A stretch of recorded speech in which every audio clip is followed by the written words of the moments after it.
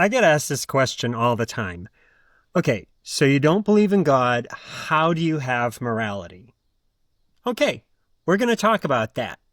Let's start the show. There is no God and we're all gonna die. There is no God and we're all gonna die. There is no God and we're all gonna die. There is no God, there's just you and I.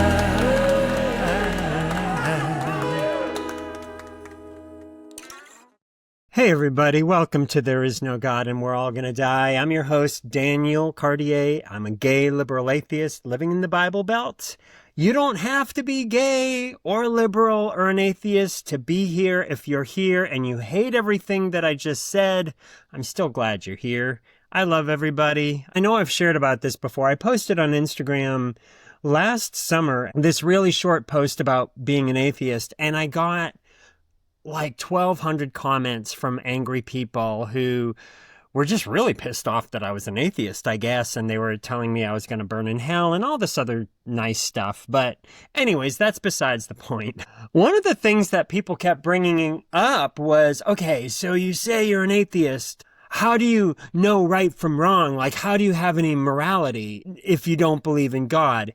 It actually made me stop and think, okay, why do I know right and wrong? Because I don't believe in God, but yet I don't lie. I don't steal. I don't cheat.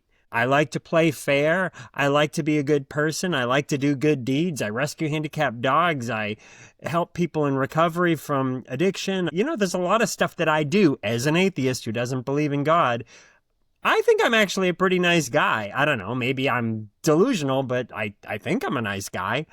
Like all of us, I've had my moments in the past where I wasn't doing so great. Back when I was drinking all the time, you know, before I got sober, there was definitely some times where I really struggled to do the right thing. And I think everybody goes through periods where they're not at their best.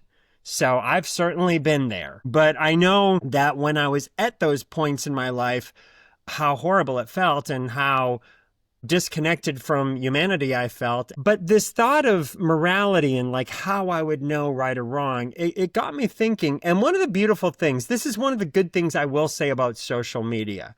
I know that a lot of times we say there's never been an online argument that's been won.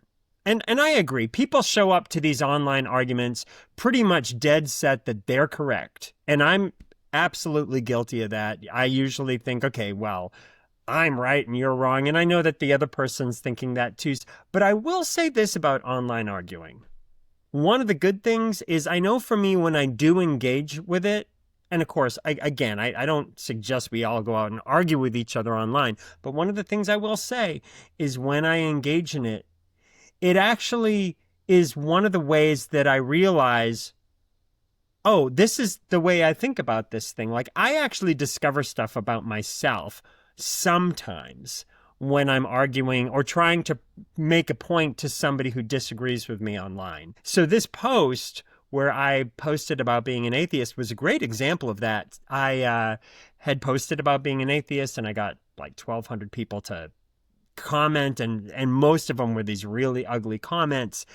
And I spent a long time responding to a lot of these people, and in those responses, I found myself realizing, oh, this is what I think about this. Oh, I guess this is what I think about that. Oh, I never thought about it this way, but this is why I believe this. By responding to these people, it actually forced me to look at why I believed what I believed. So that question of morality, and like if we don't believe in God, like how would we have morality? It became pretty clear to me. This is what I think. I think it's evolution. I think that we didn't always have morality. I think morality is something that human beings had to evolve into having in order to grow as a species. I think that a long, long time ago, in the very early stages of humanity, we were pretty much like every other animal.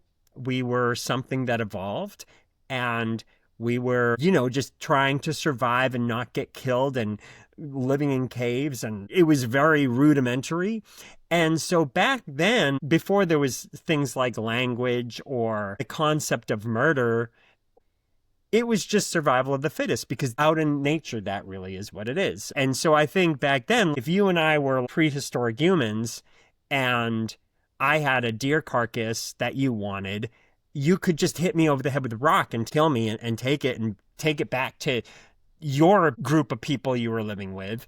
And it's not like the police would come and arrest you. That didn't exist back then. I honestly think that in the early stages of humanity, that is what humans were like any other animal, like the way a lion would be, or a tiger, or any other predator.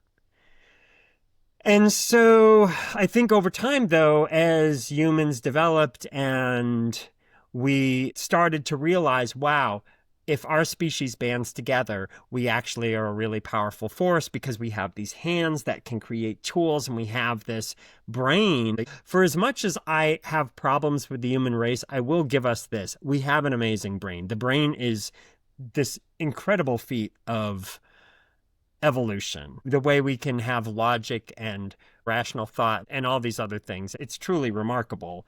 But in order for us to evolve into a species that could have all this stuff, where we could invent things and farm and build communities, we had to evolve into a species that wasn't just hitting each other over the head with a rock to take what we wanted. Like, for instance, if my neighbor, Miss Brenda, came home from Walmart and she had like a bunch of groceries, like, I can't just go out and hit her over the head with a rock and take all her groceries. That would be anarchy. That would be like Lord of the Flies. It would be unsustainable. And the human race would not be able to survive if we were like that. If we were still hitting each other over the head with rocks just to get what we wanted, yeah, it would be completely unsustainable. So I think we've evolved into this species that has to have things like morals. Now, here's the thing that sucks, though. As sensible as what I just said seems, it does open up the door to a lot of troubling things. Like, for instance, yeah, we're not going to be hitting each other over the head for deer carcasses anymore. But, you know, if somebody is in a position of power, like, say, a president or a billionaire who owns tons of companies, and they're comfortable basically swindling people out of their life savings, or not paying people, or just stepping on people left and right in order to get what they want. And say that person claims in the public eye that they believe in God or whatever, but then in private, they think it's a bunch of bullshit. Somebody could theoretically live a life where they just pretty much step on people and ruin people's lives and take shit that they don't deserve, all to just accumulate more wealth and be more powerful. And if they're comfortable with that, and they truly think, when I die, it's lights out, so I might as well get whatever I can right now, and they can sleep well at night, I don't know. I mean, that's the troubling thing. I know for me, I think that heaven and hell are right now, and I think we create our own heaven and hell. To me, even if you had a ton of money, like, say, billions of dollars, or you were the president of the United States, or you owned huge companies, I can't picture living a life where I've made my fortune off the suffering of others. Like, I just wouldn't be able to live with myself. I would just be miserable all the time. I would feel horrible. And I think it's because of how I was raised. My parents raised me to know right and wrong, and to have empathy and have compassion for people, and celebrate kindness and make that a priority. And so for me, when those attributes are in my life, I feel wonderful. And when I'm able to help people, I feel wonderful. And I'm not saying that to get any brownie points with you guys. I'm just saying that because that is how I view life. But I do know that there's people out there who, I think to them, life is all about what you can get. And I think people want to bring religion into this because they want to feel like at some point there's going to be some sort of fiery retribution against people like that. And as an atheist, here's one of the bummers about what I believe, and I will openly admit it. there may be no fiery retribution. That person may be able to live their entire life fucking people over, taking shit that they don't deserve, destroying people's lives. And if they can sleep at night with that type of behavior, I mean, it is what it is. So not all my beliefs are all sunshine and roses. A lot of being an atheist is admitting that life is just not fair. And I wish that it wasn't the case. Trust me. I do believe that there is some power in embracing the reality of this, because if we just live in the dark and we live in denial about the reality of life, trying to deny the fact that people can just take shit without any repercussions, and if they're okay with that, they may be able to live the rest of their lives being totally fine with their actions. I think embracing that reality is healthy, because then it kind of puts us back in a position of power where we're like, okay, we can't wait for God to fix this. We can't wait for some divine force or whatever. We need to fix this. We need to find these people who are doing this and call them out. I think it puts the power back, not the power, the responsibility back in our laps. That if we don't speak up, then nobody will speak up. And it kind of amplifies the importance of not rolling over and playing dead. Like, if you see corruption, you may be the only person who will ever stop that corruption if nobody else sees it. You know, if there's no God, then no God's going to see it. So anyways, that was a lot of deep thinking, but it's what was on my mind, so I thought I'd bring it up. Let's talk about what's in the news. X-ray, read all about it. We're in the news, we're in the news. X-ray, read all about it. We're in the news, we're in the news. X-ray, read all about it. X-ray, read all about it. Yes, sir, we're in the news. Okay, so I'm not going to spend too much time on the news because I think people are pretty thoroughly reporting it, and there's a lot of other stuff I want to get to, and I really want to get to the voicemails because that's my favorite part. But I will just say right now, here's what's going on. This is from Newsweek. So on September 1st, a slew of new laws will go into effect across Texas after they were passed by the state legislature and signed into law by Governor Greg Abbott. On September 1st, this law goes into effect. Senate Bill 10, which will require public schools in Texas to display the 10 Commandments in each classroom, no smaller than 16 inches wide and 20 inches tall. So that's actually a pretty big poster, 16 inches by 20 inches. So yeah, that's going to be in every classroom, even if there's Muslim students or Jewish students or students of all different faiths or atheist students. American tax dollars, I'm assuming, are also going to pay for these posters, which is a little screwed up to think a Jewish parent's taxes or a Muslim parent's taxes or a Buddhist parent's taxes are going to pay for the schools to print all these 10 Commandments and buy frames and everything. I don't think the teachers are going to pay for them. I'm sure it's going to come out of the school budget. So that's really screwed up. And of course, it's going to be challenged in the courts, and it's going to just be one more thing clogging up our courts. But this is what I'm talking about. The post that I mentioned before on Instagram, where I got all these hateful comments, all I said was, I'll stop reminding you I'm an atheist when you stop shoving your religion in my face and using it to take away the rights of people I love. And then they were like, how are we shoving it in your face? It's like, well, here's an example right here. You're forcing public schools to post the 10 Commandments. How is that not shoving it in people's faces? When are they going to let Satanists hang up stuff in every classroom? That's how ludicrous it is. Whenever Christians do stuff, I just come back with, well, when are we going to let the Satanists do it? But anyways, so that's happening. Trump posted this crazy thing on Truth Social about mail-in electronic ballots, but I will get to that in Asshole of the Week. So what else? Hillary Clinton was just interviewed, and she seems to think that the Supreme Court will probably end up overturning gay marriage. She's very concerned about it, and she was actually telling gay couples, she was urging them, if they had any desire to get married, that we should probably get married now, because once the Supreme Court does overturn it, the gay marriages that have already happened will still be legal, but that depending on where you live in the country, you won't be able to get married anymore. She said that basically what they did with Roe versus Wade, she thinks that they're going to do it with gay marriage. So I thought that that was worth mentioning. It's definitely concerning as a gay person living here in Tennessee. My right to get married, I could easily see it being taken away. I could. I mean, I don't think it's funny. I've been engaged a bunch of times, but I've never actually tied the knot. But just knowing that I could get married made me feel a lot better about myself. So yeah, I'm just going to leave that there. Let's do a little self-promotion. Self-promotion, self-promotion. Look at all the cool stuff that I'm doing well, girl. Okay, well, first of all, as you know, speakpipe.com/thereisnogod and we're all gonna die. That is where you go if you want to ask me a question or comment on anything, and I will respond to your voice message on the podcast. It's one of my favorite parts of every episode. Also, this Saturday, August 23rd, 2025, from 3 to 5 p.m., I will be giving a lecture about being an atheist and about why I started this podcast.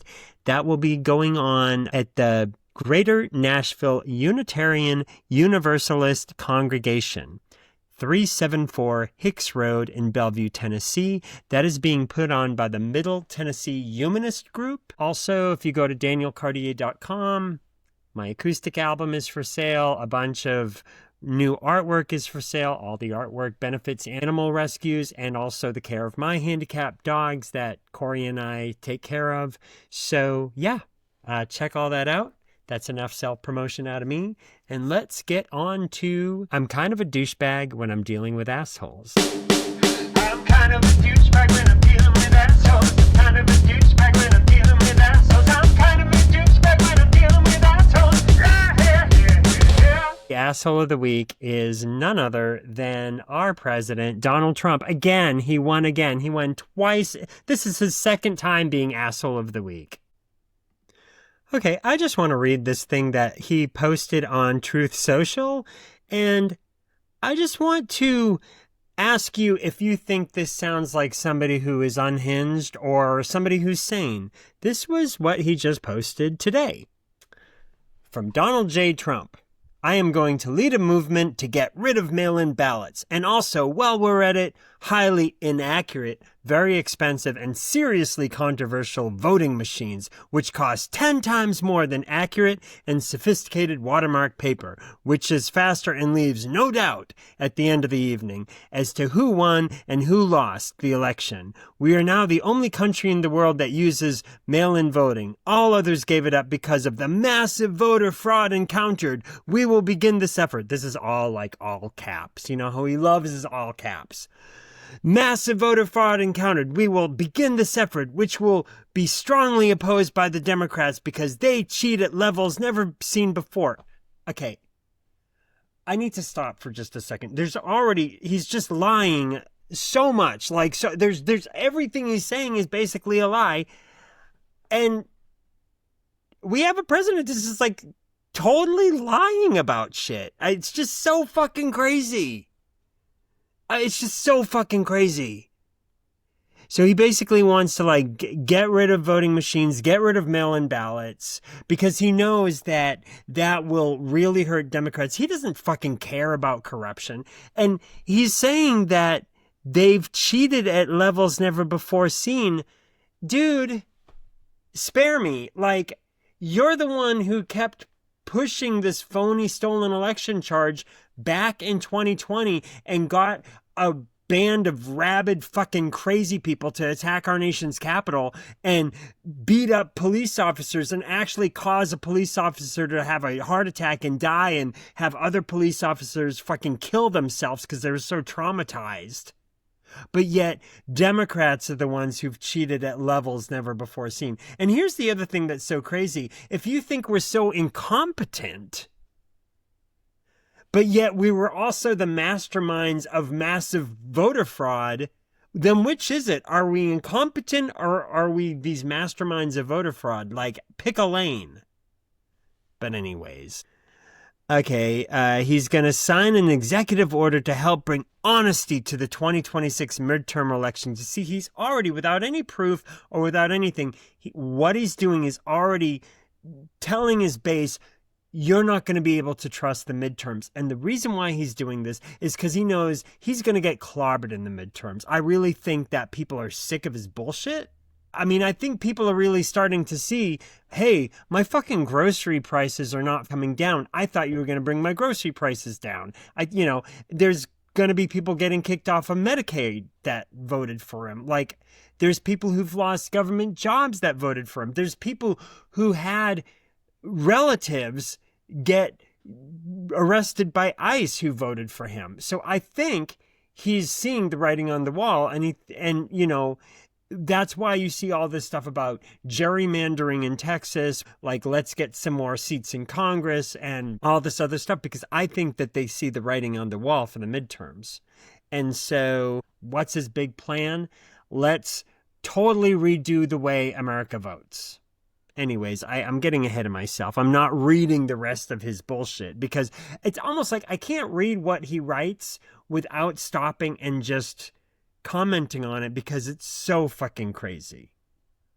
But anyways, he says, remember, the states are merely an agent for the federal government in counting and tabulating the votes. They must do what the federal government, as represented by the President of the United States, tells them for the good of our country. With the horrible radical left policies like open borders, men playing in women's sports. Okay, now he's getting into like things that have nothing to do with it. Transgender and woke for everyone and so much more. Democrats are virtually unelectable without using this completely disproven mail-in scam. Elections can never be honest with mail-in ballots voting, and everybody, in particular the Democrats, knows this. Now he's just all caps all the time. He's devolved into all caps. And I, the Republican Party, will fight like hell to bring honesty and integrity back to our elections. The mail-in ballots hoax using voting machines that are complete and total disaster must end now.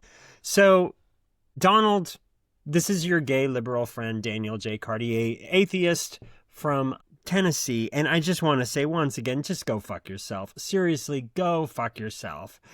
First off, mail-in ballots predate all the way back to the fucking Civil War. So, the fact that suddenly it can't be trusted because you, without any proof of any voter fraud, because we've looked at all the elections, all this fraud that you say is happening has already been disproven. Basically, all this is going to do, it's going to disenfranchise disabled people. It's going to disfranchise people who can't get off work to go vote. And you know this. What I keep going back to, and I said this last week, and I'm just going to fucking say it again. To the people in Texas who feel like they need to gerrymander everything in order to get seats back in Congress, or you saying that we need to change the way we fucking vote and that we can't have mail-in voting anymore and that it's the machines are making it happen. Here's a thought. Just get better fucking ideas. Like, be a better fucking president. The Republican Party could actually take care of people, but they don't. They just kowtow to billionaires and they just roll over and play dead when it comes to Russia. When your policies are shitty and they don't improve people's lives, guess what? They're not going to vote for you. And you can claim that the mail-in ballots are the problem or we need more districts in Texas or whatever. If you have to go through all this trouble just to stay in power, maybe your ideas are just fucking shitty ideas. But what do I know? I'm just some gay liberal atheist living in the Bible Belt who sees you contradicting yourself all the time. And so, fuck you, just fuck you, like always, fuck you. Yeah. All right. That's all I needed to say about that. As always, there's always somebody who almost made it to first place, but they came in second place. This person won second place, that's all. This person won second place, that's all. This person won second place, that's all. Yeah. It's an honor just to be nominated. Well, it's an oldie but a goodie. The second place asshole is the Westboro Baptist Church. And the reason why I chose them is because we don't really hear about them that much anymore, but I saw something about them and I was like, what are they up to? I went to their website and I checked it out, and they're still very active. They are still going and they're still doing all their little stupid protests. They're still holding up their God hates fag signs, and they still have thousands of people following them who think what they're doing is great. So I like to bring these people up every once in a while because I think it's important to just remind ourselves that people like that are out there. And so, yeah. You know what?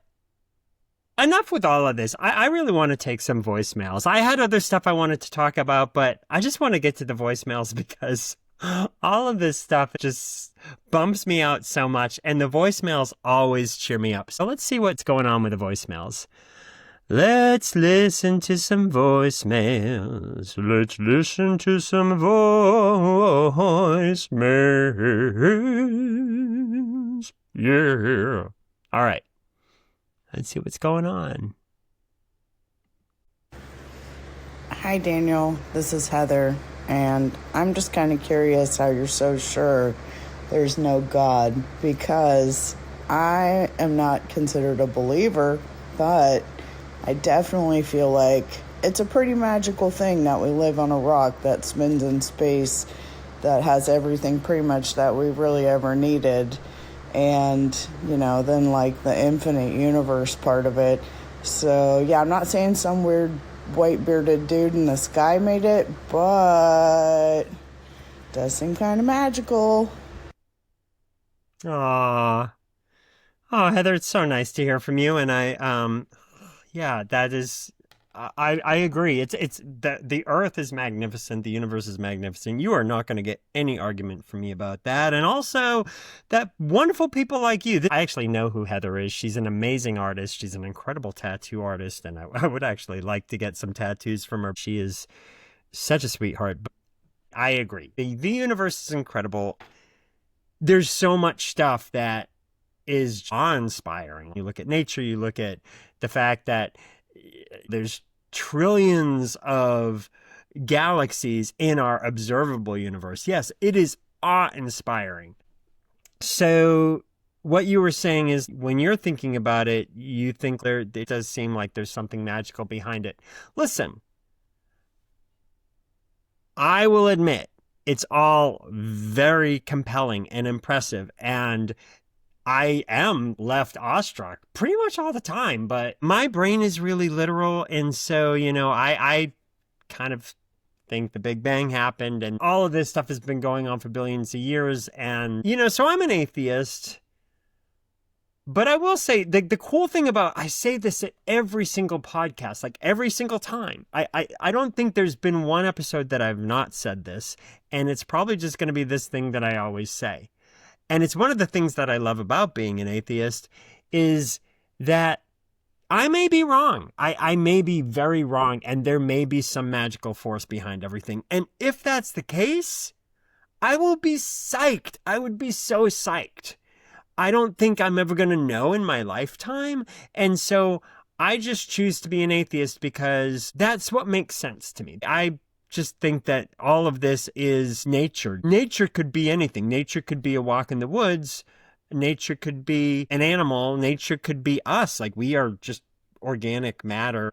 And nature could even be the universe. Things happening naturally. And so I just view it all as things happening naturally. When you have trillions of galaxies, and then in those trillions of galaxies, there's who knows how many suns, and rotating around those suns, who knows how many planets.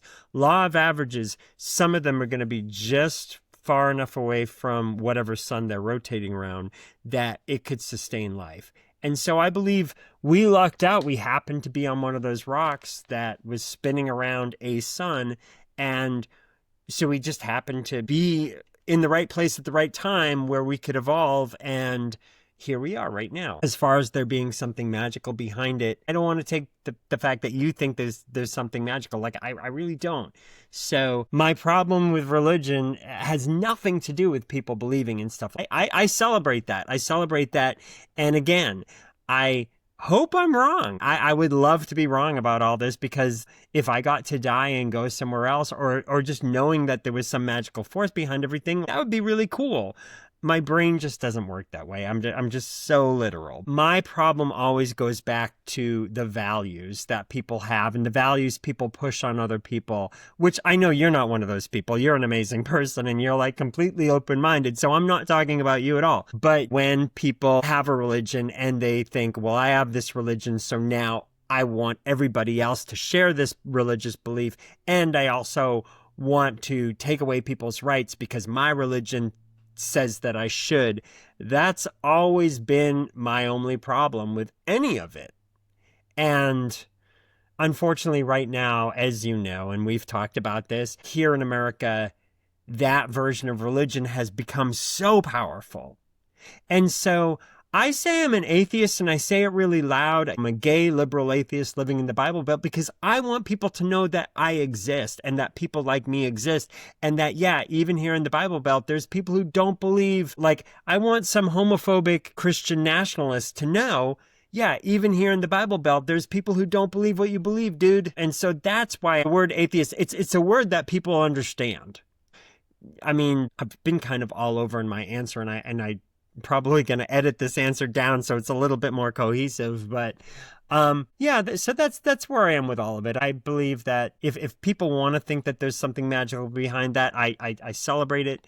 For me, I'm just very literal, but my only problem, it has nothing to do with what people believe. It's really more about the agendas they're trying to push. And so anyways, long-winded thing, but I love that you called in. Thank you so much. And I love the observations. I agree.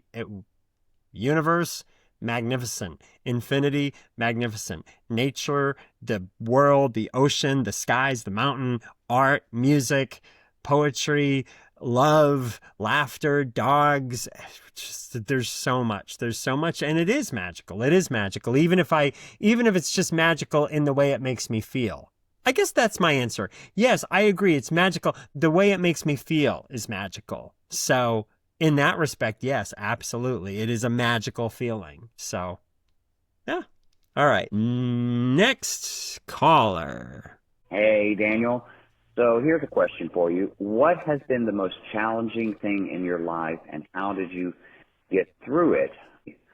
And then how did you get through it? Thanks.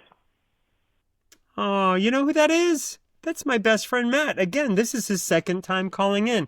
I know I've mentioned it before. My very best friend is a Christian, and I love him dearly, and he believes Jesus was the Son of God. And I don't want to take that away from him because we still share all the same values. I mean, he's a progressive, liberal person who, believes in gay rights, trans rights, a woman's right to choose. Living down here in Tennessee, one of the things that I'm grateful for is that I've been able to meet a lot of people, quote unquote, of faith or believers who have amazing views, and so again, I don't ever want to take that away from them. Anyways, that's not what he was calling about. So Matt, I love you, and thank you so much for calling. So the question was like, what was like one of the hardest things I've ever been through, and how did I get through it?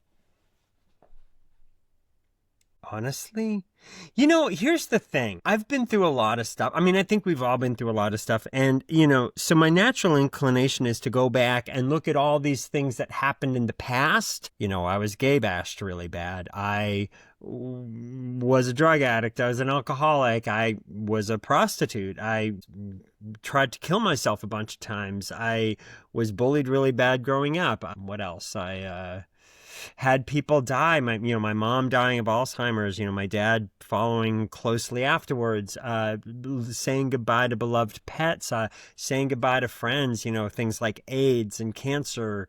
I've seen so much. I've had friends kill themselves. I've had friends die of drug overdoses, beautiful people. So, I've had all this happen. But you know what I keep going back to? What's the hardest thing?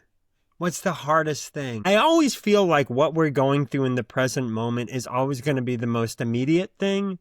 And so I know this is kind of a weird answer, but showing up even now with everything going on in the world and how corrupt the world is. Because a lot of the other stuff that I mentioned, a lot of it was like personal struggles in my own life, me being an alcoholic, or people die, as tragic as it is, people die. And that's very painful. But honestly, the thing I still struggle with all the time, is when I see blatant corruption and when I see things that are just so bold-faced and seeing it in power and people cheering for it, and it's just so obvious how corrupt it is.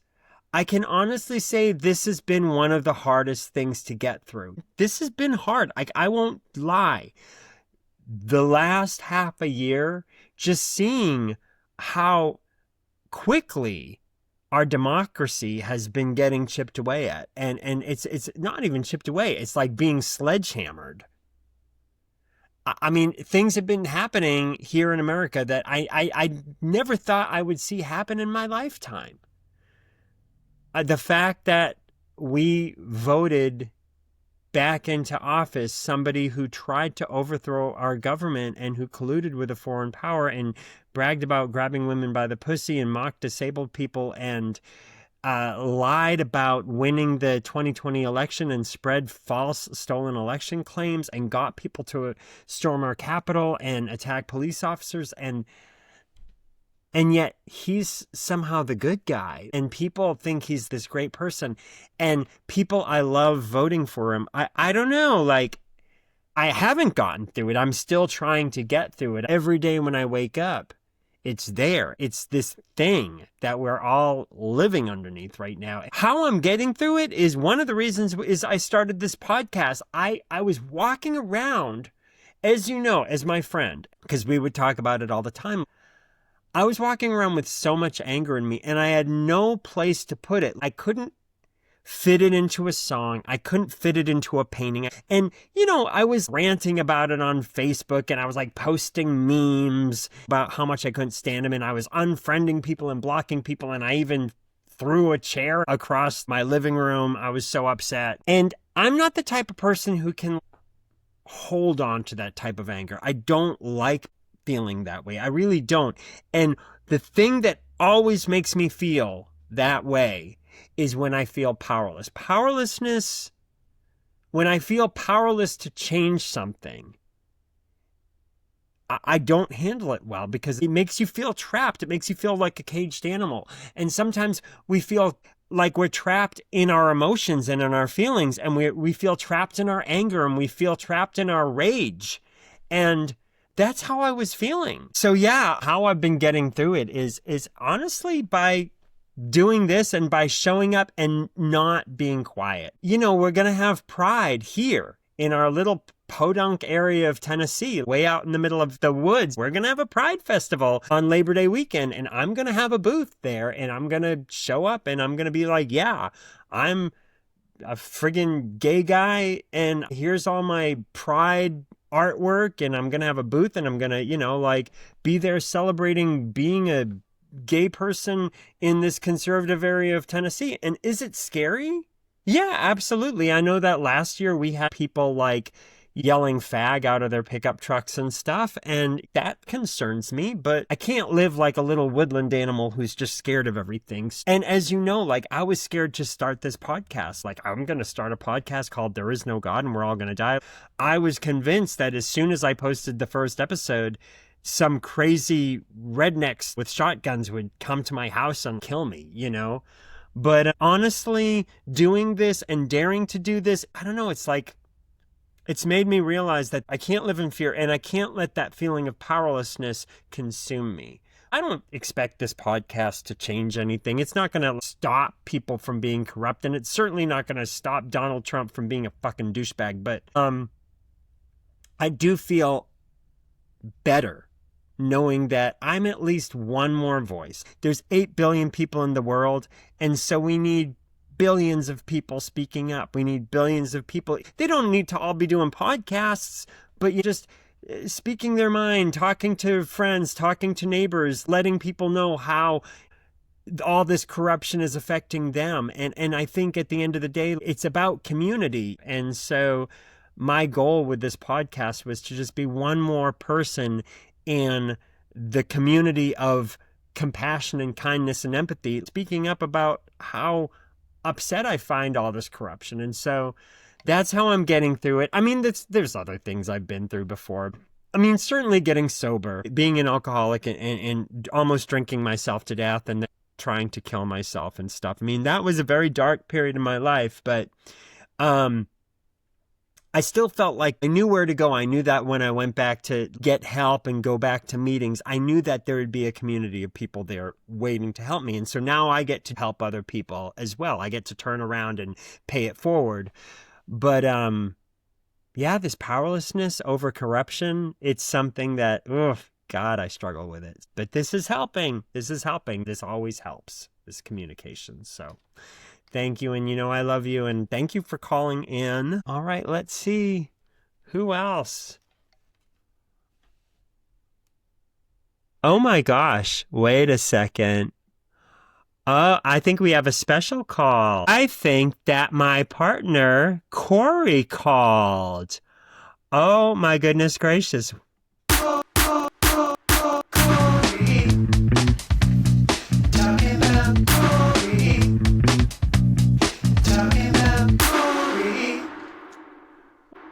Aww.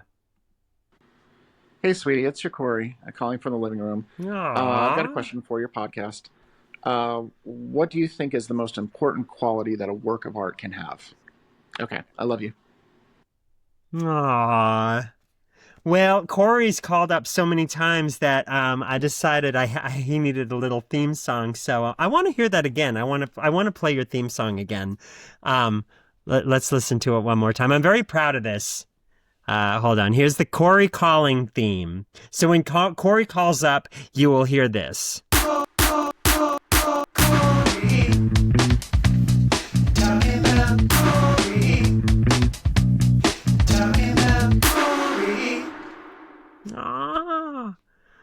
Anyways, that's a lovely question, honey. Thank you so much for calling, and thank you for asking me like what the most important quality of work of art could have. Was that what you said? Now I need to listen to your voicemail again. Now I can't remember what you said. I was so excited about my Corey theme that I kind of forgot what you asked. Hey, sweetie, it's your Corey. Calling from the living room. I've got a question for your podcast. What do you think is the most important quality that a work of art can have? Okay, all right. I love you. I was correct. I thought maybe I was remembering the question wrong, but I guess I was remembering it correctly. What's the most important quality that a work of art can have? I mean, I don't want to give you a short answer because I feel like you're the love of my life and you've just called up and I actually created a theme song for you. And so I feel like I should be giving this long-winded 7 years ago answer. But I think the answer is just honesty. I think that honesty is the most important thing that any work of art can have. It has to be honest. And I mean, that can mean so many things. We talk a lot nowadays about authenticity. As you know, I've been trying to get my music into TV and film. And so I've been taking part in all these workshops on how to get songs placed in television shows and films. And talking to all these music supervisors, the thing that they keep mentioning is authenticity. And so I translate that to honesty. I know that for me, when I look at a work of art, I want to feel like the person, whatever they were doing, they were sincere about it. And the funny thing is, it doesn't even mean that everything needs to be heavy-handed or anything. Like, honesty could be the B-52's Love Shack. They honestly wanted people to just party and have a good time, but it was honest, like that's what the song was. And so that's why the song is such a great song. When I see Van Gogh's A Starry Night, as you know, like the first time I saw that in person, it actually made me cry. Like I burst into tears. Like I was at the Museum of Modern Art in New York and I turned the corner and I wasn't even expecting to be confronted by that painting. I knew that the painting was there, but I didn't know where it was. And so I was just walking through a corridor and I turned and I went into another room in the museum and there it was. And this was a painting that I had been obsessed with my whole life. I had almost gotten it tattooed on me. I mean, it was just like this major painting for me.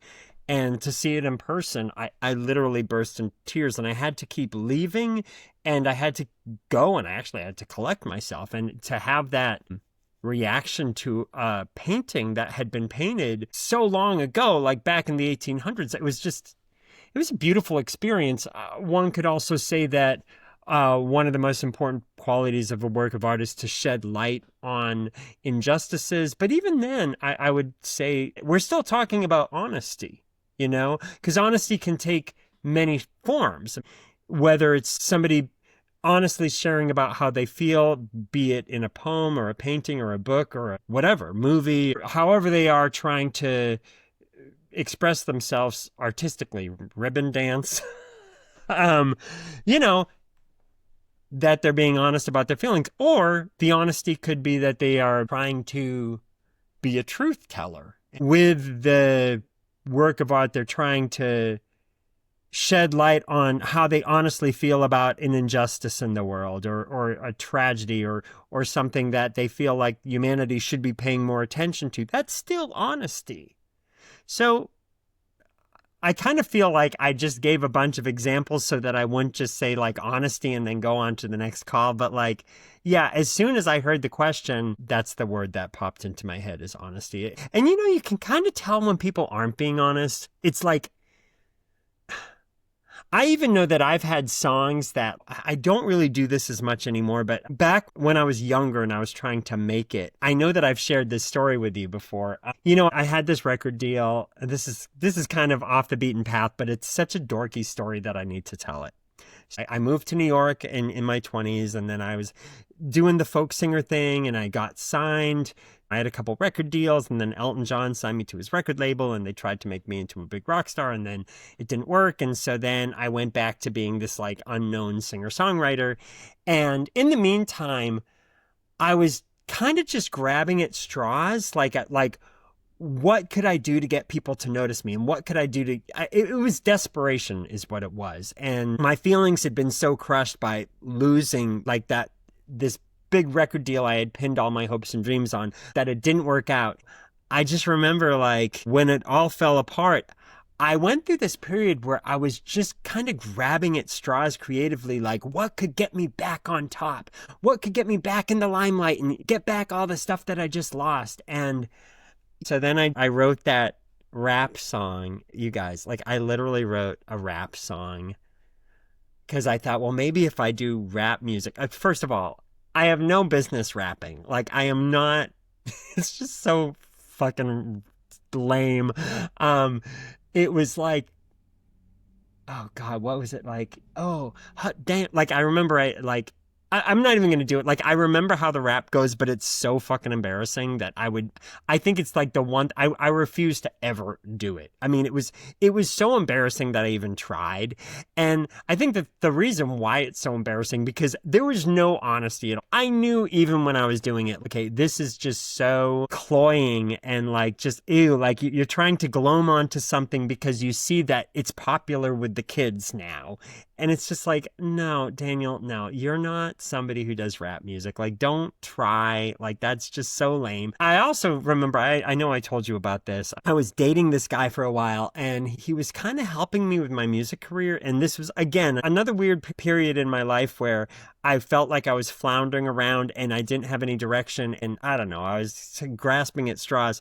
And so he wanted me to look at the news, and then for every news story, he wanted me to like write a song about it. There was like a baby that had been killed or something, like I can't remember, baby Amanda or whatever. And he's like, like for instance, baby Amanda, I don't think that was the baby's name. I can't remember what the name of the baby was, but he's like, every single time there's a news story, you should be doing something like, this is for baby Amanda who just died, and like write some cheesy song about this baby who had just died, or this is for the people who just were in this flood, and then like write a song about that. And it's like, dude, that is so cheesy. I mean, there's a word for it. It's called pandering. Another word for pandering, I would say, is disingenuous. And another word for disingenuous is dishonest. And so if I had been recording all those songs, it would have been so dishonest to me, and it would have been so cheesy, and it would have been so dumb. And so when I think of what the polar opposite of honest is, and then think of the times that I've almost gone there in my own art, it just makes me like, oh God, no, like, no. Life is so short. And so if I'm going to do art now, I at least want it to be art that I can get behind and I can put my stamp of approval on it, because this is truly something that I believe in. So, honesty. There's my answer in a very long-winded format. And I love you. I honestly love you. I love you. I honestly love you. Aw, yay. All right, let's see what else.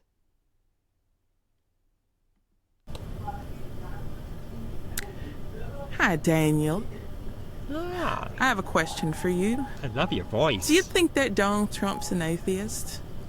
I wonder if he actually even believes in anything. But I know that a lot of his base is very religious, and they vote for him because they think he's against abortion and everything like that. But I actually wonder if he even believes in any of it, or if it's just him saying things just to get people to vote for him. I would really like to get your opinion on it. All right, thank you.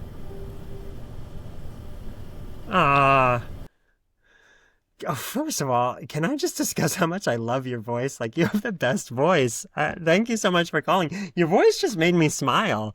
Like, I don't know, you just have a very soothing voice. You have one of those voices I could listen to, like, all day long. So thank you so much. Like, I'm just, like, smiling right now. What was the question? Oh, is Donald Trump an atheist? It's what, that's so weird you asked that, because it's like, that's what I was talking about at the beginning of the podcast. Like, maybe, probably, yeah, like him holding up the friggin' Bible upside down. I wouldn't be surprised, because would somebody who believes in God, like, okay, I don't believe in God, but I choose to be a good person because I don't want to live in hell right now. I don't want to live with the pain of knowing that I've caused other people pain or undue hardship just so I could get what I want out of life. That's why I choose to be the way I am as an atheist. It's like, I don't need some guy in the sky. I'm choosing to be this way because I like the way I feel when I haven't fucked people over.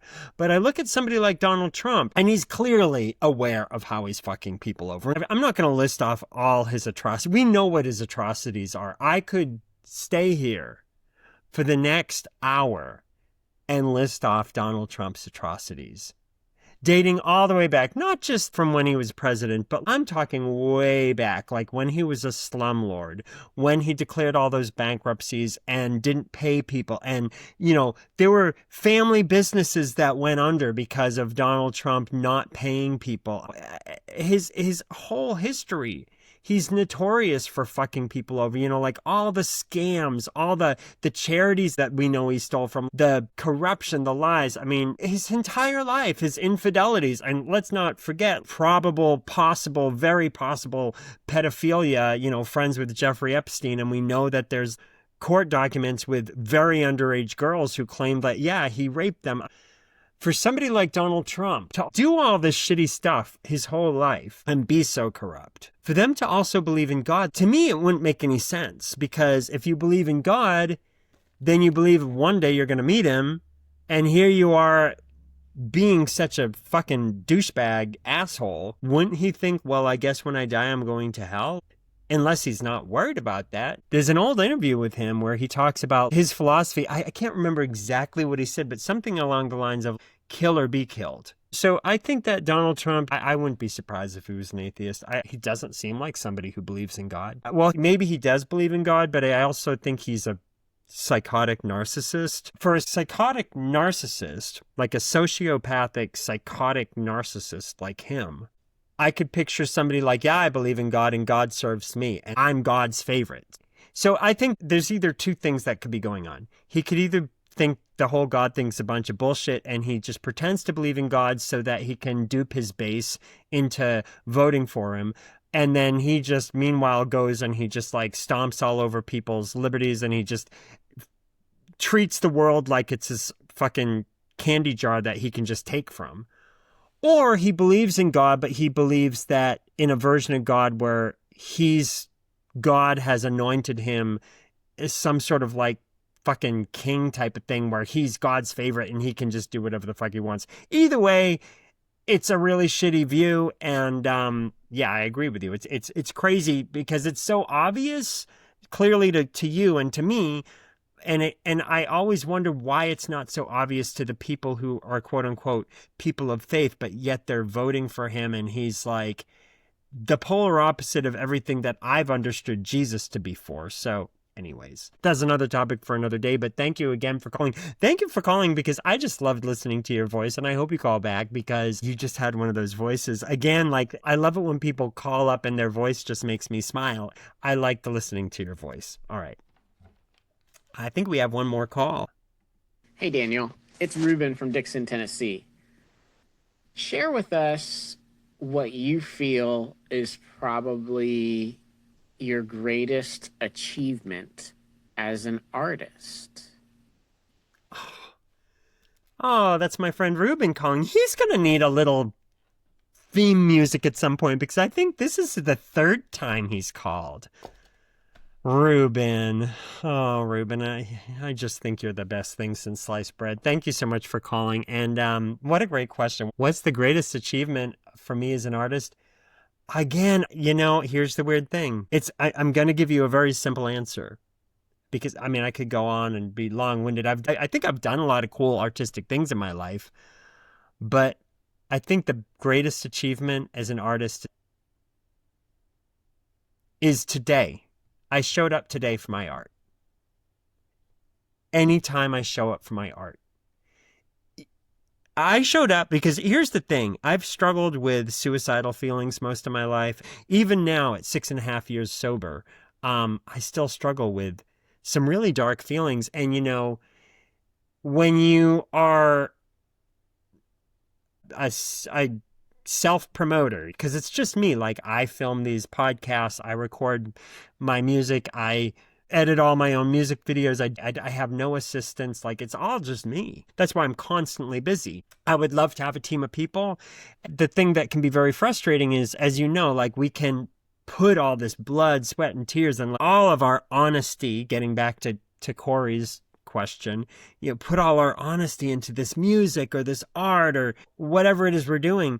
And then the world is so busy now and people are just so distracted and there's so much going on that you kind of feel like, is anybody even listening? Like, does it even matter? Like, if I just burned all my paintings and destroyed all my songs and deleted all my music files and just got rid of all my creativity ever and moved to a cabin in the woods, would people even care? Like, sometimes I find myself thinking that because the world is such a big place and I'm just one person. And so that is who Daniel is a lot of times. Like, I have to still show up in spite of those feelings. Even recording this podcast, Corey will back me up. Every single episode I film, I go through this moment where I have to stop filming because I feel like, why the fuck am I even doing this? Like, does it even fucking matter? Like, does the world need a podcast episode from me? This is stupid. Or like, every album I've ever made, it's like, yeah, these songs are really beautiful, but is anybody even going to care? They said every day now there's over 100,000 new songs being uploaded to the internet, to things like Spotify and everything. It's like, so does the world really need an album from me? The truth is, no. I mean, the world could survive. Like, if I just stopped doing creative things altogether, the world would keep spinning. People would keep going to work, babies would continue to be born, countries would rise and fall. Like, everything would happen the way it's always been happening. What I'm doing, it's great that I'm doing it, but if I stop doing it, sometimes as a creative person, having that realization, it can make you feel, or I know it can make me feel like, is there any fucking point to any of this? So again, being very long-winded, I will just say my greatest accomplishment as an artist is that I showed up today. I showed up today and I honored my art. Every day that any of us show up doesn't have to be the greatest thing we ever accomplished. Like, it doesn't need to be the best painting we ever did or the greatest song we ever did or anything. just showing up. I think just showing up and showing up and showing up and showing up. I'm 56 years old and I'm still showing up for my creativity. So to me, that's the greatest accomplishment. So I love that you asked it because it made me really happy to know that I'm still showing up. It's something that I'm proud of. We all should be proud when we show up for ourselves and for our creativity. And if people like it, great, even better. And if they don't like it, well, it's not their job to like it or not like it. That's the results, and the results are never going to be up to us. The results are going to be whatever they are. So if we can still show up regardless of what the results might be, that's awesome. That's always so impressive, you know? Like here we are, we put all this time and energy into creating something, not knowing if people will ever pay attention to it or ever give it the time of day or like it or hate it, just not knowing. There's just so many unknowns, but yet we still show up for it because we need to express whatever it is. Like, how beautiful is that? That is so beautiful to me. So to all the artists out there, including Ruben, who I absolutely adore, I love the fact that if you're showing up today, I just want to give you a high five. So anyways, I think that's it, you guys. I think that's the end of the podcast. I think that I've answered all the questions. We talked about Asshole of the Week. I think we're winding it down here, which is good because my throat is kind of doing a weird thing right now. Goodbye, it's time to end the show.